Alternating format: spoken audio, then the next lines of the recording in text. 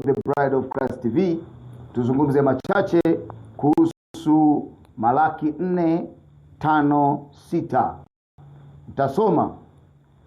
Angalieni, nitawapelekea Elia nabii kabla haijaja siku ile ya Bwana iliyokuu na kuogofya. Naye ategeuza mioyo ya baba iwaelekee watoto wao, na mioyo ya watoto iwaelekee baba zao. Hapa kuna majukumu mawili. Jukumu la kwanza la kugeuza mioyo ya baba iwaelekee watoto wao lilifanywa na Yohana Mbatizaji. Tunapata hilo katika Luka 1:17. Sasa kizazi hiki kilienda mbali sana na Mungu, na roho ya Elia imekusudiwa kuja duniani mara 5. Mara ya kwanza ilikuja kupitia Elia Mtishbi. Mara ya pili ni Elisha alipopata double portion ya roho ya Elia. Mara ya tatu ni kupitia Yohana Mbatizaji. Anasema Yesu katika Mathayo 11:12, na akisema kama mtataka kuamini, yeye ndio Elia ajaye. Na ukisoma katika Luka 1:17 inasema Yohana atakuja katika roho ya Elia na nguvu zake kuigeuza mioyo ya baba kuelekea watoto, ambapo kipindi kile kina Yohana walikuwa ni vijana wadogo, wageuze kizazi cha Israeli, wazee wa taifa la Israeli. Na hiyo ni mara ya 3. Mara ya 4, Mungu aliyekuwa anashughulika na wana wa Israeli kwa kuandaa kuja kwa kwanza kwa Kristo, anashughulika na mataifa pia kwa ajili ya kutuandaa kwa ajili ya kuja kwa pili kwa Kristo. Katika hilo ndipo Mungu alimtuma nabii wa kizazi, Nabii William Marion Branham. Watu wengi sana wamemchukua yeye nabii. Alikuwa ajisemi yeye kama nabii. Kwa nini? Kwa sababu ya mafundisho. Sasa leo, kabla hujamhukumu huyu mtu, nataka uangalie mambo machache aliyoyazungumza, kwamba yeye atageuza mioyo ya watoto, yani kizazi hiki kirudi katika imani ya mitume na manabii. Manake ukisoma katika Mathayo 18 mstari ule wa 7, Yesu anasema ole wa ulimwengu kwa sababu ya mambo ya kukosesha. Na ukisoma katika Timotheo wa pili sura ile ya Timotheo wa pili sura ya 4 mstari wa 3, anasema utakuja wakati watakapoyakataa mafundisho yenye uzima, bali kukuzifuata nia zao wenyewe watajipatia walimu makundi, nao watakataa kuifuata kweli na kuzigeukia hadithi za uongo. Sasa Mungu alipoona wanadamu wamefika mbali sana, mbali na neno, akamtuma mjumbe, akamtuma mtumishi wa kuturudisha katika Biblia. Sasa hebu natuangalie, je, huyu alichokifanya kilikuwa ni cha shetani au cha Mungu? Tutaangalia. Wengi wanaomzungumza William Marion Branham hawamjui. Sasa nitakutambulisha kwa kifupi jinsi ambavyo William Marion Branham alisema moja. Nitakuwa nazungumza moja ya vitu alivyosema. Alisema cha kwanza ni mafundisho ya Ukristo. Branham alisimama mafundisho ya Ukristo katika msingi wa Biblia. Katika msingi wa Biblia anasema Ukristo ulianza Pentekoste, ulianza pale Yerusalemu siku ya Pentekoste katika Matendo 2. Wewe unasemaje? Na alisema Ukristo unatakiwa useme mamoja kama inavyosema Wakorintho wa kwanza sura ya kwanza mstari wa 10. Paulo anasema na wasii wote mnene mamoja. Ili tunene mamoja, tunene Biblia inavyosema. Ndiyo fundisho ambalo William Branham alikuja kusema. Wote turudi kwenye Biblia, tuseme kitu kimoja, kwa sababu tukikaa katika migawanyiko italeta madhehebu. Na haya madhehebu Paulo aliyakemea madhehebu haya na mifumo ya migongano na mifumo ya mafundisho yanayotenganisha watu katika Wakorintho wa kwanza sura ya kwanza mstari wa 12. Tukianza ule mstari wa 10 anasema, basi ndugu na wasihi kwa jina la Bwana wetu Yesu Kristo kwamba nyote mnene mamoja, wala pasiwe kwenu faraka. Unaona, anasema hivi, basi maana yangu ni hii ya kwamba kila mtu wa kwenu usema mimi ni wa Paulo, mimi ni wa Apolo, mimi ni wa Kefa, mimi ni wa Kristo. Je, Kristo amegawanyika? Sasa hilo ndo nabii William Marion Branham alikuwa anasimamia, kuwarudisha watu kwenye yale mitume walihubiri, kwamba pasiwe na mgawanyiko. Leo unakuta kuna dhehebu hili, kuna dhehebu hili, kuna dhehebu hili. Dhehebu hili linachofundisha ni tofauti na dhehebu hili, dhehebu hili linachofundisha ni tofauti na dhehebu hili. Sasa nabii William Marion Branham alisimama watu warudi katika fundisho la Biblia. Sasa anasema Ukristo umejengwa katika msingi mmoja, na huo msingi ni Biblia. Na Ukristo ulianza siku ya Pentekoste pale Yerusalemu katika Matendo 2, na walibatizwa watu 3,000. Anasema madhehebu yana misingi mingi. Msingi wa kwanza ni Biblia, msingi wa pili mafundisho ya kanisa, msingi wa tatu mapokeo. Na dhehebu la kwanza lilianza Rumi, lakini ukiangalia katika Yohana 4, Injili ya Yohana 4:22 inasema uokovu watoka kwa Wayahudi. Hivyo hapa amekosea wapi? Si anaongea kitu ambacho ni Biblia. Tukienda katika jambo la pili, swala la ubatizo. William Marion Branham aliturudisha katika msingi wa mitume na manabii, kama inavyosema katika Efeso 2:20, tumejengwa katika msingi wa mitume na manabii. Anasema ubatizo, aliposema ukisoma katika Mathayo, ukisoma katika Injili ya Mathayo 13 mstari wa 10, anasema and the disciples came and said unto him, why speakest thou unto them in parables? Wanafunzi wakamwendea wakamwambia, kwa nini unaongea nao kwa mafumbo? He answered and said unto them, because it is given unto you to know the mystery of the kingdom of heaven, but to them it is not given. Anawaambia wanafunzi, nyinyi wanafunzi mmejaliwa kuzijua siri za ufalme wa mbinguni, hao wengine hawajajaliwa. Sasa ukisoma katika mstari wa 34 wa Mathayo 13, anasema all these things spake Jesus unto the multitude in parables, and without a parable spake he not unto them. Kwamba Yesu alikuwa anaongea na makutano kwa mafumbo, bila mafumbo alikuwa aongei nao. Sasa huyu Yesu aliyekuwa anaongea na mafumbo alikuwa akikaa na wanafunzi wake, wanamwambia tufafanulie mfano au mafumbo ya mpanzi. Anawafafanulia yale mafumbo, wao ndio wakawa wanazijua siri. Hao wengine akiongelea kwa mafumbo anasema mwenye sikio na asikie. Sasa ukiwafuatilia wanafunzi wa Yesu Kristo na Ukristo unaendelea sasa hivi, unakuta kuna tofauti. Tofauti hiyo ni ipi? Tofauti hii unaangalia katika Mathayo 28:19, anasema go ye therefore and teach, baptizing them in the name of the Father and of the Son and of the Holy Ghost. Basi nendeni mkawafundishe mataifa yote. Japo Biblia ya Kiswahili imesema, kwa nini Biblia ya Kiingereza imesema kufundisha? Mkiwabatiza kwa jina la Baba na Mwana na Roho Mtakatifu. Akasema na kushika, mstari wa 20, kuyashika yote niliyowaamuru ninyi, na tazama mimi nipo pamoja zote hata ukamilifu wa dahari. Je, wakati wanafunzi wanafanya yote waliyofanya, Yesu alikuwa pamoja nao? Alikuwa pamoja nao, sababu aliwaambia nipo pamoja nanyi siku zote hata ukamilifu wa dahari. Ukamilifu wa dahari ni mwisho wa dunia. Sasa watu wameenda kubatiza kwa jina la Baba na Mwana na Roho Mtakatifu.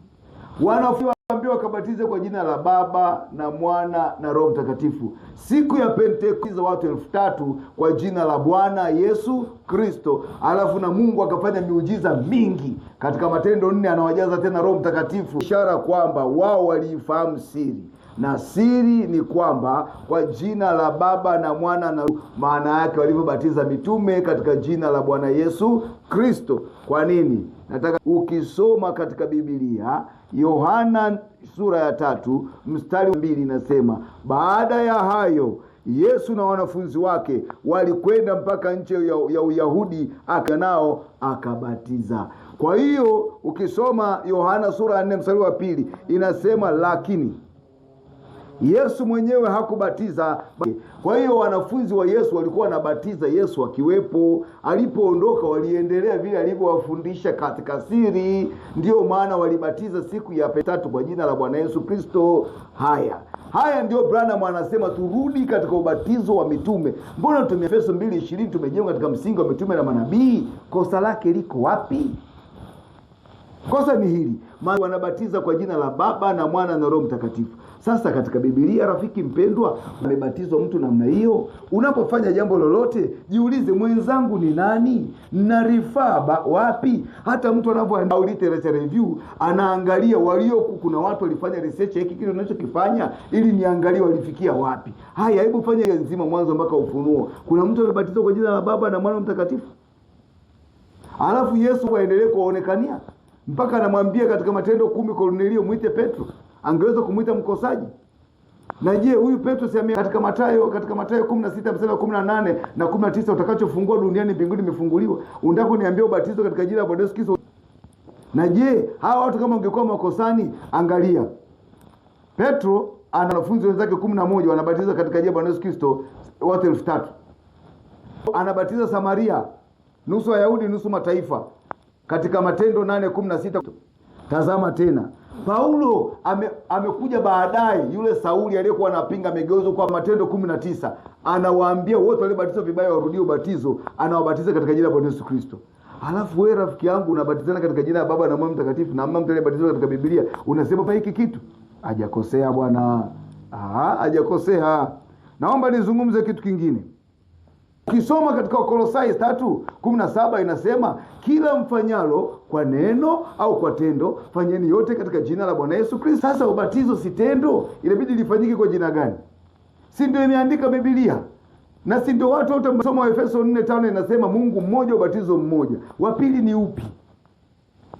Mungu atusaidie kufahamu. Kwa hiyo watu wengi wanapinga, lakini ni hivyo. Ukiangalia, naomba nikusomee kitu kingine ambacho Branham wanampinga na kusema ni kwa sababu kimezoeleka vibaya huku duniani. Ukisoma katika Yohana 13 mstari wa 2 anasema moja ya vitu ambavyo William Branham alihubiri ilikuwa ni meza ya Bwana. Meza ya Bwana, Branham anasema maagizo yaliyoagizwa kufanywa kihalisi kutendwa ni 3. Haya ni ya kufanya kabisa practical. La kwanza, ubatizo ni wa kufanya kabisa, kumzamisha mtu kwenye maji. Ndio maana nasema katika Warumi 6:3 na 4 kwamba sisi sisi tuliompokea Kristo, tuliokufa katika Kristo, tulizikwa pamoja naye, alafu tukafufuka pamoja naye kwa njia ya ubatizo. Kwa hiyo ubatizo kumbe ni kuzika. Huwezi kuzika kwa kunyunyiza. Na neno ubatizo wenyewe ni neno la Kiyunani, maana yake ni kuzika au kuzamisha. Sasa ukikosea usiwe mbishi. Tunachozungumza hapa ni habari za uzima milele. Sasa Branham anazungumza katika ubatizo lazima ufanywe katika jina la Bwana Yesu Kristo. Na anasema ubatizo ni katika jina la Bwana Yesu Kristo kama isemavyo Biblia. Anaenda kwenye meza ya Bwana. Meza ya Bwana anasema hivi, meza ya Bwana msingi wake unatoka katika Yohana 13. Ambapo anasema hata wakati anasema and supper being ended. Supper ni chakula cha usiku. Hata wakati wa chakula cha usiku Ibilisi amekwisha kumtia Yuda mwana wa Simoni Iskarioti moyo wa kumsaliti. Yesu hali akijua ya kuwa Baba amempa vyote mikononi mwake, ya kuwa alitoka kwa Mungu naye anakwenda kwa Mungu, aliondoka chakulani usiku, akaweka kando mavazi, akatoa kitambaa, akatoa taulo, and took a towel, sio kitambaa, taulo, akajifunga, akaanza kuwasafisha miguu. Petro akasema, Petro akamwambia, wewe utanitawaza miguu mimi? 13:8. Yesu akamwambia, kama nisipokutawaza una. Haya wapendwa, Branham anasema maagizo ni matatu. La kwanza communion, meza ya Bwana. La pili feet washing, kuoshana miguu. La tatu ubatizo. Anasema feet washing lazima uoshane miguu. Wewe kanisani kwako lini mlioshana miguu usiku? Je, si imeandikwa hapa asioshana miguu, wasioshana miguu hawana shirika na Yesu? Unasema Yesu yuko wapi anioshe? Naomba nikuambie imeandikwaje. Imeandikwa katika 13:13 Yohana, ninyi mwaniita Bwana na mwalimu, nanyi mwanena vema, maana ndivyo nilivyo. Basi ikiwa mimi niliye Bwana na mwalimu nimewatawaza miguu, imewapasa kutawazana miguu ninyi kwa ninyi, kwa kuwa nimewapa kielelezo, ili kama mimi nilivyowatendea ninyi mtende. Je, mnatenda kanisani kwenu? Nyinyi mnaoshana miguu. Mnasema Branham amekosa. Anazungumza turudi kwenye Biblia, turudi kwenye mafundisho ya mitume. Kosa lake liko wapi? Kutuambia ukweli ambao Biblia inasema. Usiite makosa kwa sababu kuna njama za kisirisiri za kuua ushawishi wa nabii wa kizazi yule Mali Branham kwa kuzungumza mabaya juu yake. Wewe usio mjua utapotea. Mimi nimekaa nikimfuatilia miaka 20 na kitu. Nimegundua hamna mahali amezungumza kitu nje ya Biblia. Jambo jingine ambalo watu wasema Branham amezungumza tofauti na madhehebu yamezoea. Yaani kuna mafundisho yamezoeleka sana mpaka inaonekana kama ni ukweli wakati hayapo kwenye Biblia. Tafuta Biblia mahali pameandikwa jisaidie na mimi nitakusaidia. Hakuna kwenye Biblia. Kwa hiyo meza ya Bwana, anazungumza meza ya Bwana kulingana na Yohana 13:2, kulingana na Yohana 13:8, kulingana na Yohana 13:13 na 14. Anazungumza meza ya Bwana kulingana na Wakorinto wa kwanza 11:23 na Wakorinto wa kwanza 11:23 inasema hivi. Hebu nisaidieni wapendwa katika Kristo. 11:23 inasema hivi: kwa maana mimi nalipokea kwa Bwana niliyowapa nanyi, ya kuwa Bwana Yesu usiku ule aliyotolewa alitoa mkate, ni usiku. Meza ya Bwana inafanyika usiku, ndio nabii anasema, na kuna kuoshana miguu pia. Kosa lake liko hapa. Nabii wa uongo. Huu ndio ukweli wa Biblia, tunasoma kwenye maandiko. Sasa watu wanafanya asubuhi. Na Branham amesema inabidi ufanyike mkate wa kosha, ngano iliyookwa bila kutumia mafuta. Ndio mkate wa kosha. Sio mkate, sio biskuti. Na inasema inatakiwa itumike divai. Divai kadri inavyozidi kukaa ndio inazidi kuwa strong.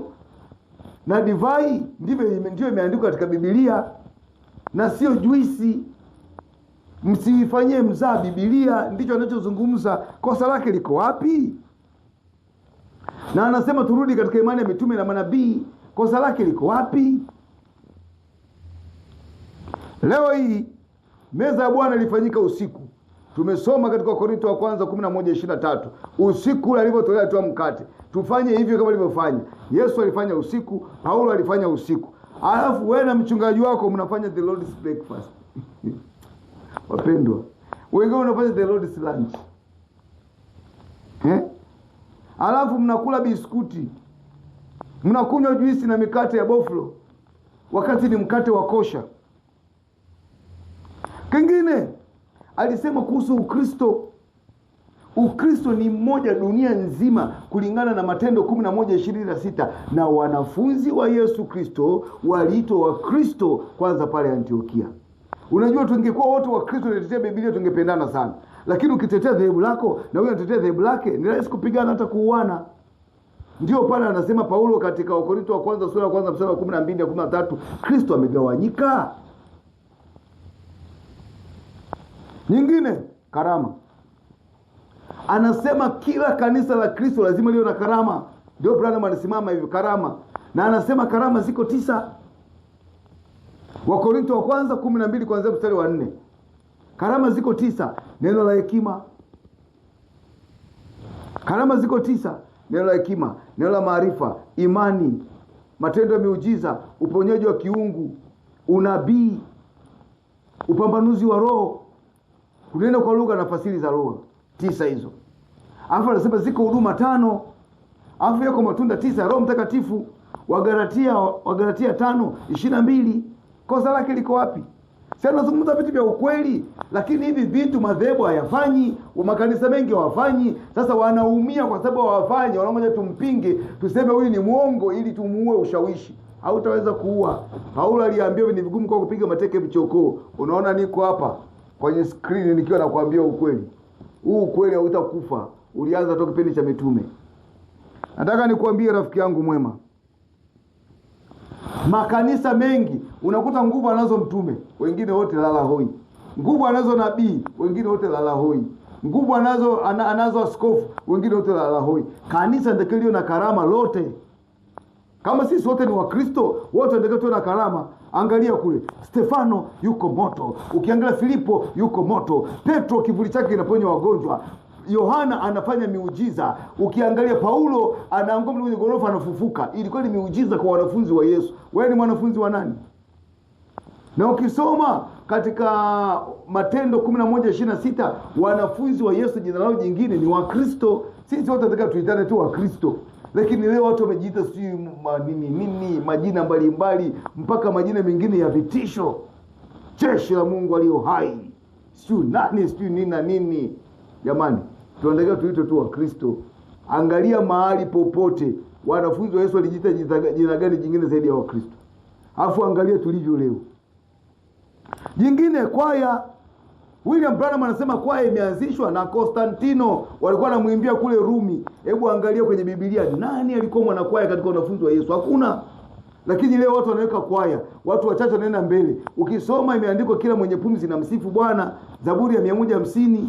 Lakini Zaburi ya 31 inasema kusifu kuna wapaswa wanyofu wa moyo. Kwa hiyo William Branham anasema wasiende watu ambao ni wachafu, watapeleka mapepo membarani, atawapagaa watu. Waende watu wenye maisha yaliyotakaswa. Kosa lake liko wapi? Jambo jingine, huduma. Alisema huduma inatakiwa kuwa na sawasawa na Timotheo wa kwanza 3. Soma pale unapata huduma zote. Na neno askofu maana yake ni mchungaji wa kanisa. Soma pale Biblia. Hakuna mahali kwenye Biblia kuna mahali pameandikwa askofu mkuu, askofu wa jimbo. Hakuna mahali. Tunatoa wapi? Kwa hiyo William Marion Branham msingi wake ulikuwa turudi katika imani ya mitume na manabii. Ndio hicho alichosimamia. Ukifanya hivyo uko sawa sawa.